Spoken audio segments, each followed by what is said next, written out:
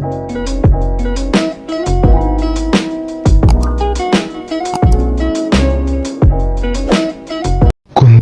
laki-laki di pekarangan rumah.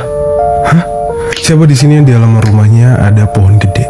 Hati-hati, kita nggak pernah tahu apa yang tinggal di situ.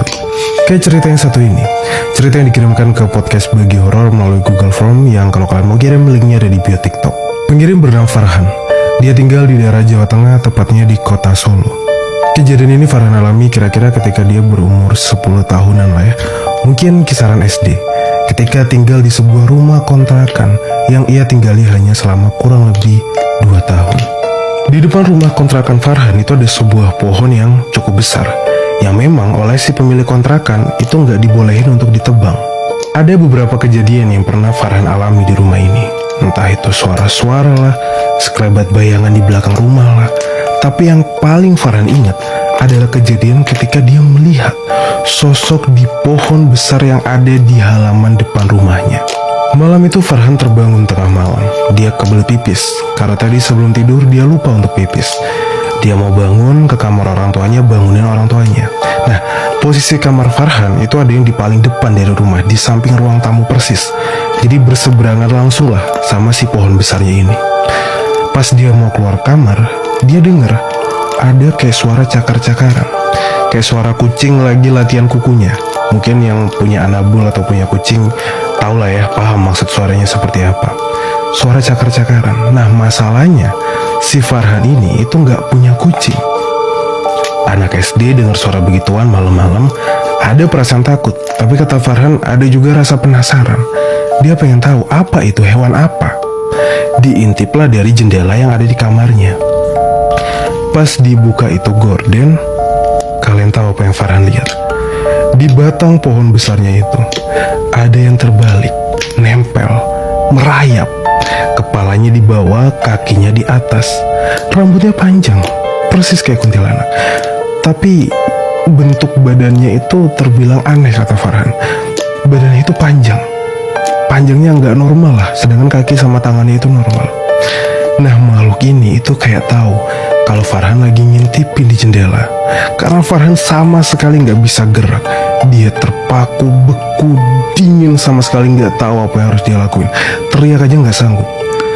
Kepala si makhluk ini yang awalnya ngadep ke arah batang pohonnya itu muter 180 derajat ngeliat ke arah Farhan, senyum. Farhan gak tahu apa yang terjadi selanjutnya. Dia sadar ketika dia bangun-bangun itu demam. Orang tuanya udah di sekelilingnya. Katanya Farhan kena sawan. Hati-hati. Waktu Indonesia bagian horor, diliatin tidur selama 1 tahun. Kisah ini gue dapetin di email dari salah satu followers yang bernama Niko. Kisah ini gila banget waktu gue baca. Gue kagum sama keberaniannya Niko. Tahun 2013 orang tua Niko bercerai. Niko tinggal bareng nyokapnya di pinggiran kota Jakarta. Waktu itu Niko masih kelas 2 SMP. Setelah orang tuanya bercerai dan Niko tinggal bersama ibunya, mereka memutuskan untuk ngontrak sebuah rumah. Kontrakan ini milik salah satu kenalan ibunya Niko. Dan memang diberi harga cukup murah untuk ukuran rumah sebesar itu. Dan juga kenalan ibunya Niko ini memberi pekerjaan pada ibunya Niko agar dapat menyambung hidup. Niko nggak tahu sejarah rumah ini seperti apa. Yang dia tahu ketika sampai di rumah tersebut, rumahnya itu kotor, berantakan, dan sudah tidak dihuni selama kurang lebih 10 tahun. Bener-bener nggak dihuni, cuma masih lumayan kerawat karena ada yang rutin membersihkan dan mati nyalakan lampu. Rumahnya itu kalau bisa digambarkan khas rumah zaman dulu dengan lantai yang khas zaman dulu juga. Niko memilih kamar paling belakang karena dirasa paling nyaman dan paling luas. Ibunya Niko memilih kamar depan dekat dengan ruang tamu. Semua terjadi di malam ke-7 Niko tinggal di rumah itu, tepat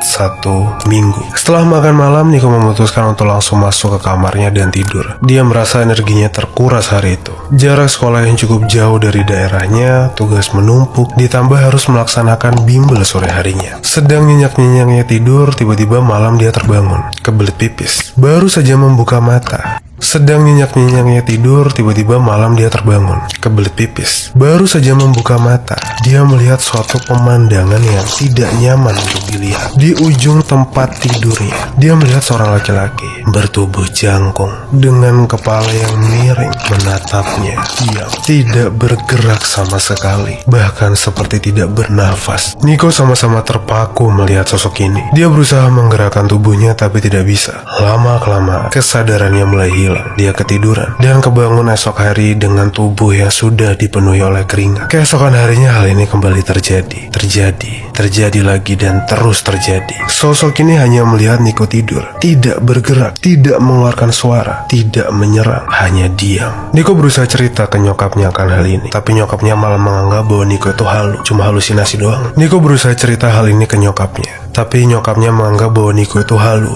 cuma perasaan dia doang. Setiap malam, Niko bersiap menghadapi makhluk ini. Dia trauma terbangun tengah malam, karena pasti akan melihatnya. Berbulan-bulan, tidak ada hal yang bisa Niko lakukan. Orang tuanya tidak percaya, bahkan sahabatnya sendiri menertawakannya. Dan hal yang paling melegakan bagi Niko adalah ketika menginap di rumah bapaknya. Dia bisa terlepas sesaat dari makhluk ini. Tahun pertama setelah kontrakan itu habis, Niko memaksa ibunya untuk pindah dari tempat itu. Untungnya nyokapnya juga gak nyaman kerja di sana dan memutuskan untuk mencari kontrakan yang dekat dengan sekolah Niko, sembari pelan-pelan mencari pekerjaan di sana. Selama 1 tahun penuh, setiap malam Niko harus merasakan ada sesuatu yang lain yang melihatnya ketika dia tidur.